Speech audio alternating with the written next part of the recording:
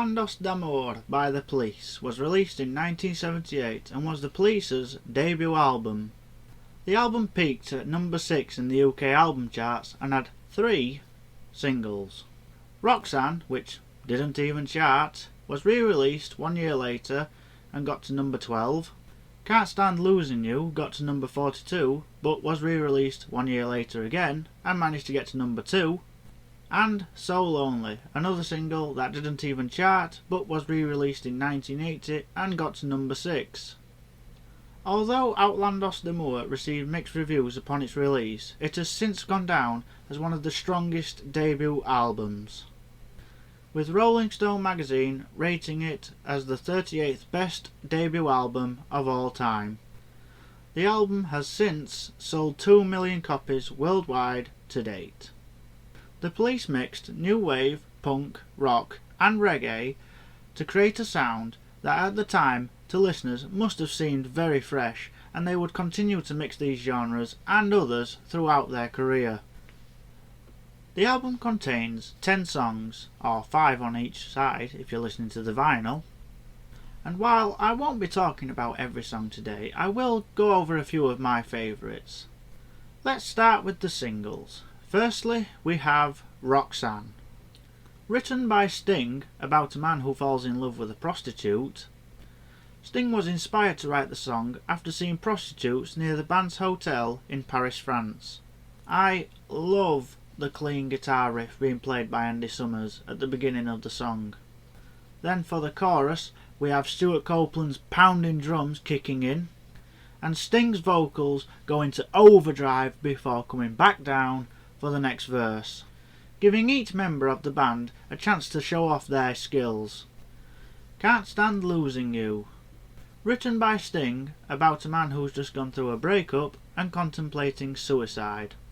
Yeah, that's pretty dark stuff, and the single cover wasn't any lighter either. Oh dear. This single was actually banned by the BBC due to its original cover, and an alternative one was released in some places.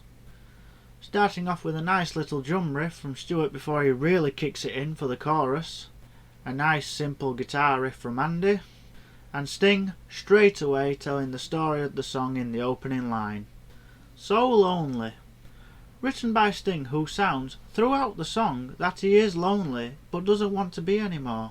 This song uses a reggae style, as you will notice from the start of the track with Andy's guitar riff.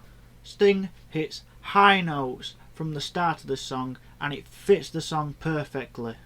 And once again, Stuart's drumming is absolutely perfect. All 3 of these singles will be played by the band live throughout their career.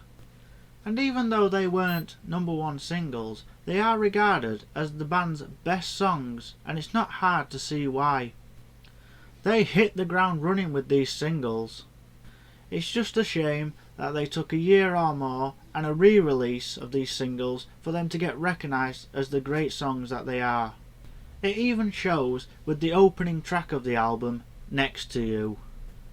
Written by Sting and a powerful love song.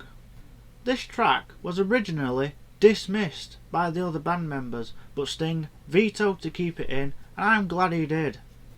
The pounding drums kick us off, followed by a nice guitar riff, and then Sting's vocals coming in powerful.